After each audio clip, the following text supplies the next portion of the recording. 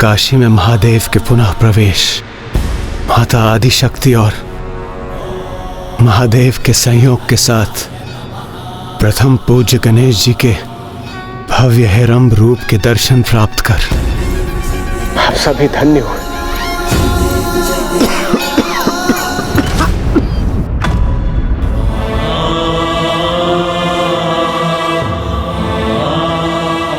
इंद्रदेव, आप और सभी देवता इतने दुर्बल क्यों हो गए?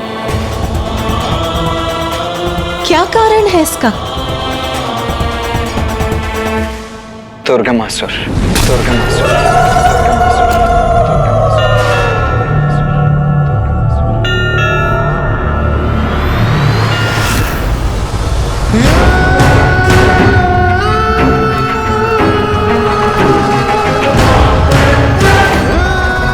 इसलिए अब तो सर्वत्र अज्ञानता के अंधकार का विस्तार होना चाहिए। तो फिर दूर में दिखाई देती ये लौ कैसी? वो लौ तुम्हारा काल है।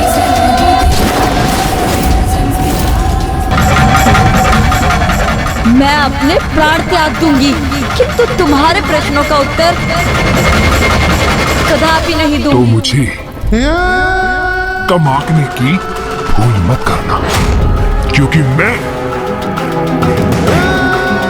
दुर्गमासुर हूं और मुझे अपने प्रश्नों का उत्तर कैसे ज्ञात करना है बड़ी भांति ज्ञात है मुझे।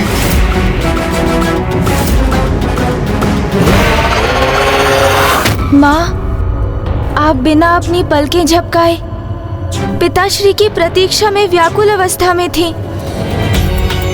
कदाचित इसलिए आपको ये ज्ञात नहीं माँ कि इस अंतराल में दुर्गमासुर ने कितना आतंक उत्पन्न किया है। माँ, दुर्गमासुर ब्रह्मलोक से वेद माता का अपहरण कर उन्हें अपने साथ ले गया है।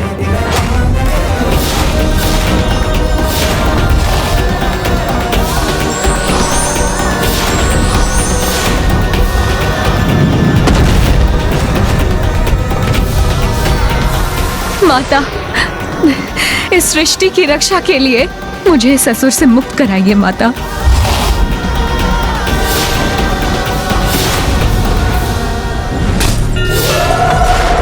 वेद की देवी का हरण कर लिया दुर्गमासुर ने। स्वामी, इतना कुछ घटित हो गया, तो फिर उस दुष्ट दुर्गमासुर का वध क्यों नहीं किया आपने? मेरे प्रिय भक्त को यातना पहुंचाने का दुस्साहस कैसे किया उसने? महादेवी दुर्गमासुर का वध करने में अक्षम है देवी।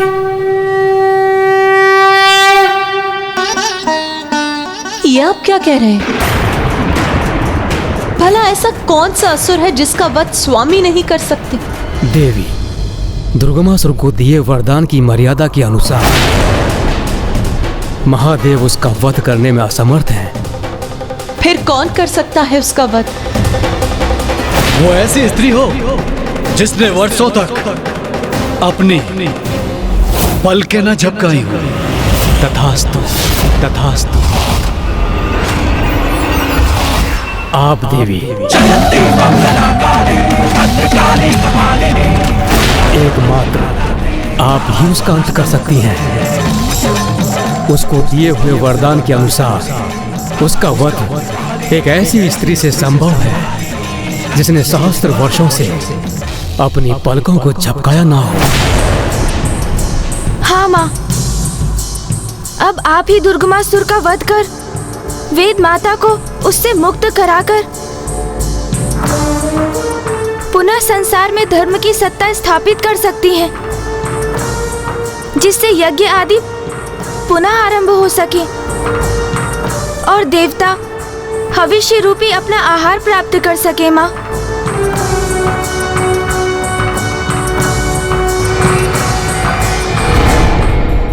महेश्वरी, दुर्गमासुर के वध के लिए आपको विंध्याचल पर्वत पर जाकर अपनी संपूर्णता को उजागर करने हेतु तपस्या करनी होगी।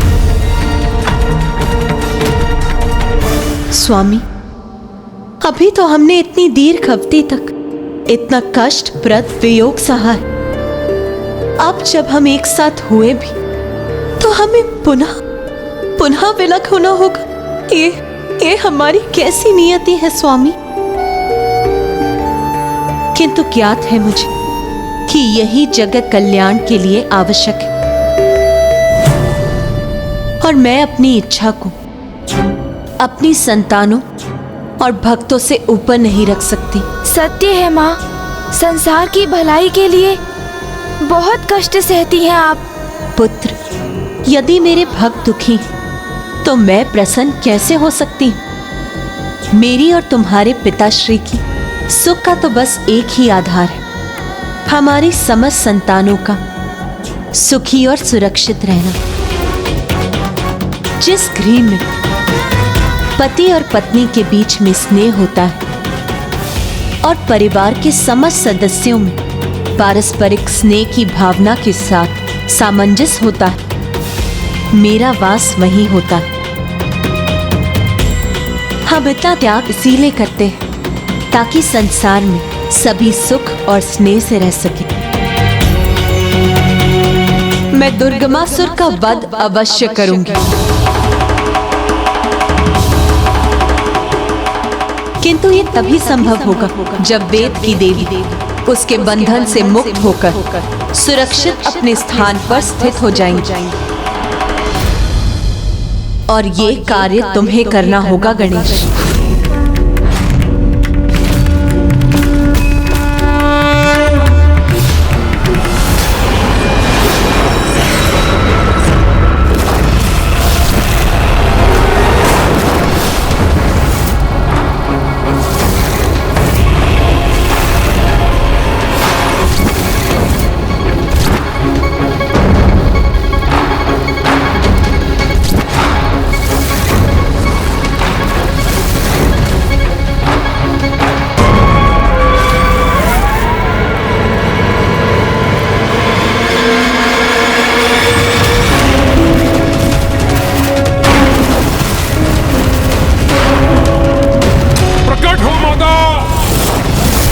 दर्शन दो माँ, माँ दर्शन दो, दर्शन दो माँ। हे माँ, मैं असुरराज दुर्गमासुर आपकी तामसिक पूजा करूंगा और इस पूजा हेतु मैं किसी भी पशु की बलि आपको प्रस्तुत कर सकता हूं, किंतु नहीं, मैं ऐसा कदापि नहीं करूंगा। माँ प्रकट हो माँ, दर्शन दे माँ, दर्शन दे।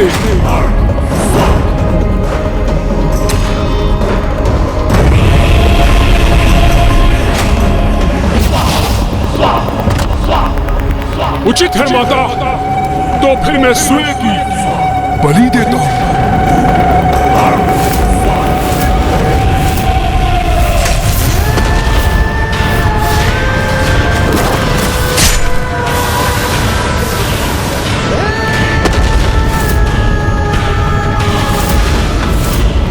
माँ प्रकट हो माँ, दर्शन दो माँ, दर्शन दो माँ।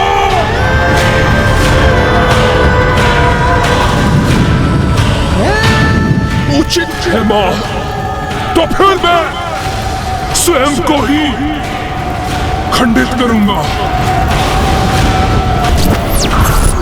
मुझे दर्शन दो माँ।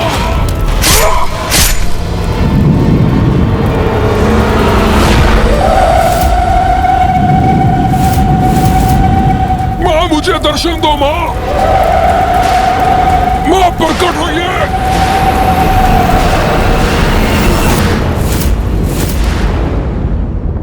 मैं क्षमा चाहूंगा माता, किंतु यदि मैं वेद माता को दुर्गमासुर से मुक्त करा सकता तो बहुत समय पूर्व ही ऐसा कर चुका होता माँ। किंतु मैं तो क्या, फूफा जी के वरदान के कारण कोई भी देवता दुर्गमासुर के समक्ष नहीं टिक सकते। किंतु अब तो आप वेद माता को दुर्गमासुर से मुक्त कराने का दायित्व मुझे ही सौंप रही है माँ। ये कैसे संभव होगा माता?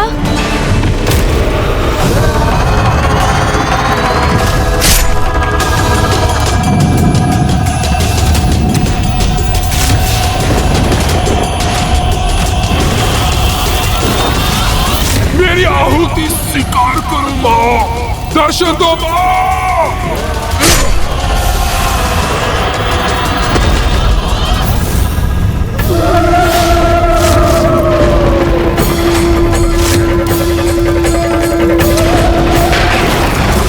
जब दुर्गमासुर मेरे सम्मुख होगा तब मेरे क्रोध का आवेग अपने चरम पर होगा और मैं अपनी क्रोधाग्नि से भस्म करूंगी उसे। किंतु वेद की देवी मेरे क्रोध से कोई क्षति पहुंचे ये मुझे स्वीकार नहीं। इसीलिए मैं उन्हें वहां से मुक्त कर सुरक्षित देखना चाहती हूं। और एक बार वेद की देवी देवताओं के समक्ष पहुंच गई तो वो उन्हें पुनः ऊर्जा प्रदान करेंगी और जब सभी देवगण पुनः अपना पूर्ण वैभव प्राप्त करेंगे तभी मैं दुर्गमासुर को दंडित करूंगी। इसीलिए वेद की देवी को दुर्गमासुर से छिपकर मुक्त करना होगा। और इतनी चतुराई तुम्हारे सिवाय और किसमें है गणेश?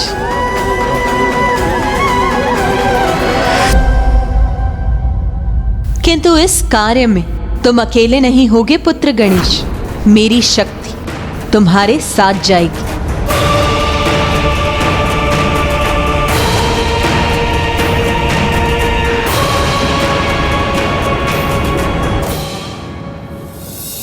जगदम्बे जगजननी सिंह आरूढ़ा, जय माँ उमा स्वरूपा। पुत्र, मेरी ये शक्ति तुम्हें वेद की देवी तक पहुंचने में तुम्हारा मार्गदर्शन करेगी और तुम्हारे मार्ग में आने वाली सभी कठिनाइयों को दूर भी करेगी। रूप धरो अब, सुनो माता, छोड़ो आवेशा। हरिपथ करता निवेदन गणेशा, जगदम्बे जगजननी सिंह आरूढ़ा। जय माँ उमा स्वरूपा।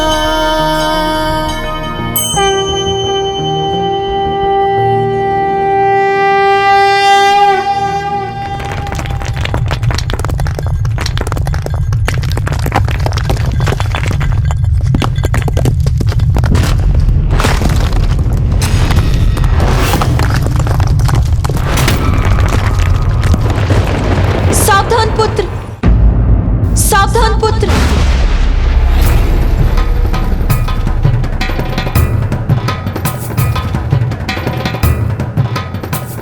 पुत्र, जब मैंने कहा था मेरी शक्ति और मैं अपनी संपूर्णता से तुम्हारे साथ रहेंगे, इसका अर्थ ये है कि मैं सृष्टि की समस्त शक्ति ज्योतिपुंज के रूप में तुम्हारे हाथों में स्थित रहूंगा। और ऐसा मैंने इसीलिए करा क्योंकि वेद को लौटाना आवश्यक है, क्योंकि यदि वेद नहीं तो सृष्टि नहीं। किंतु माता, आपकी शक्ति इतनी सहजता से कैसे मध्यम हो सकती है?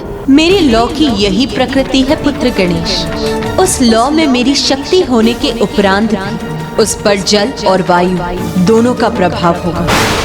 इसीलिए सावधान रहना पुत्र। इस दीपक की लौ को कभी बुझने मत देना। माँ, मैं इस लौ की रक्षा करने हेतु अपने प्राण भी न्यौछावर कर दूंगा, किंतु इसे बुझने नहीं दूंगा।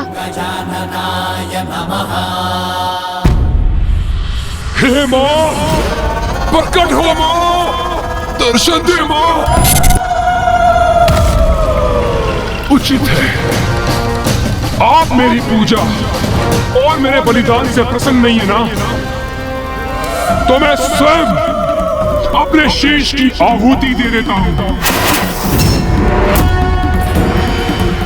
माता, दर्शन दे माँ, माँ प्रकट हो माँ, माँ दर्शन दे माँ।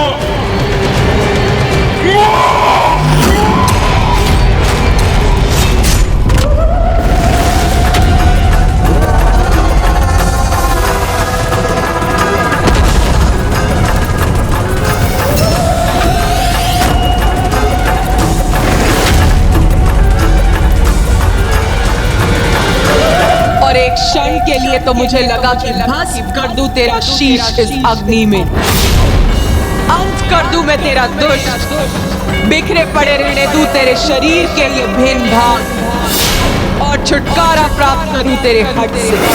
अरे क्यों बार बार निश्चित पूजा कर जागृत करता है अंधकारी शक्तियों को रे?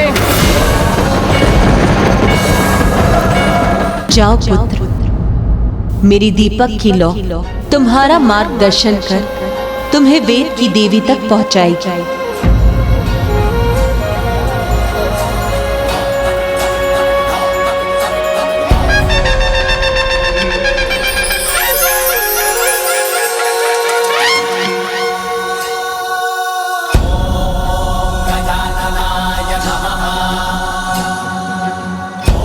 वो दीपक तुम्हें उचित दिशा का संकेत देकर तुम इस पे विश्वास कर आगे बढ़ो पुत्र, तो तुमसे कोई भूल नहीं होगी।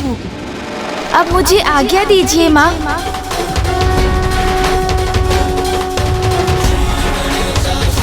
मूषक जी,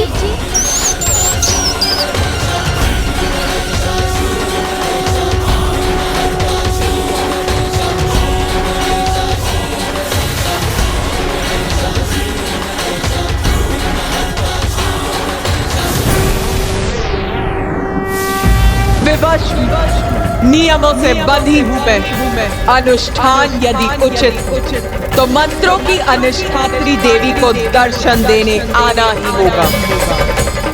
और तू दुर्गमासुर, तुझे मेरे सिवाय किसी और अंधकारी देवी को बुलाने में रुचि नहीं होती है क्या?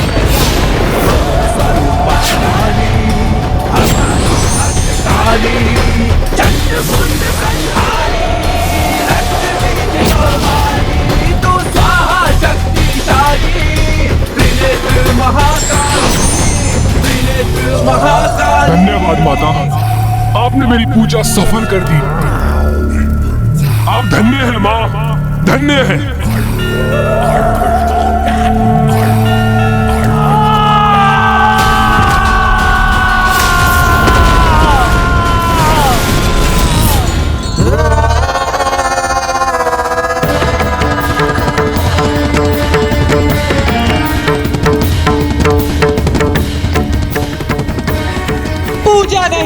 निश्चित पूजा है ये, तांत्रिक पूजा का विवश किया है तूने मुझे।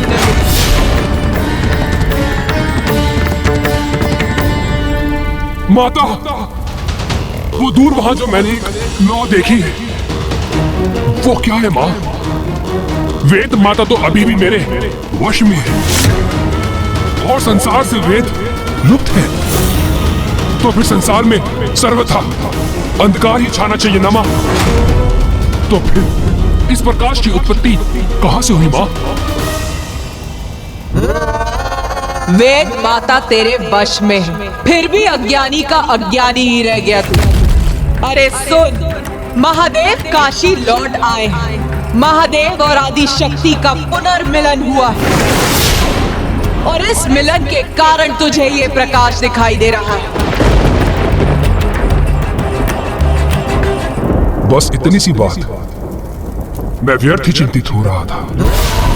यदि महादेव और आदि शक्ति साथ आ गई है तो मुझे उससे क्या? माता, माता रुकिए माता, मुझे बताइए इसके पीछे क्या छुपा है जो मैं देख नहीं पा रहा हूं माँ? बताइए माँ, कृपया मुझे बताइए। जब तू इतना कुछ कहता है तो तुझे दिखाई कैसे देगा मूर्ख? मुझे यहाँ बुलाकर अपने प्रश्न का उत्तर तू स्वयं ही दे रहा है।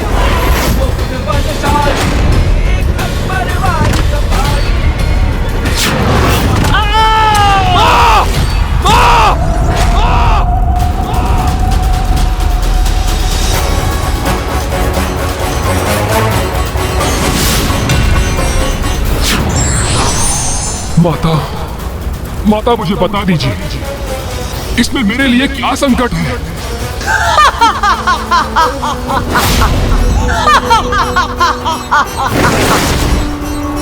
सत्य में मूर्खाधिराज है रे तू, तेरे ऊपर तो संकट ही संकट है मूर्ख। वो कैसे माता? माता आदि शक्ति अपनी शक्ति के साथ अपने पुत्र गणेश को तेरी ओर भेज रही है। गणेश के हाथ में एक दीपक, उस दीपक की लौ में माता की शक्ति। यदि वो लौ तेरी नगरी तक पहुंच गई तो तेरी संपूर्ण नगरी भस्म हो जाएगी। तो रोक ले उसे, बुझा दे उस दीपक की लौ को, अन्यथा तेरी नगरी को नष्ट होने से कोई शक्ति नहीं रोक पाएगी।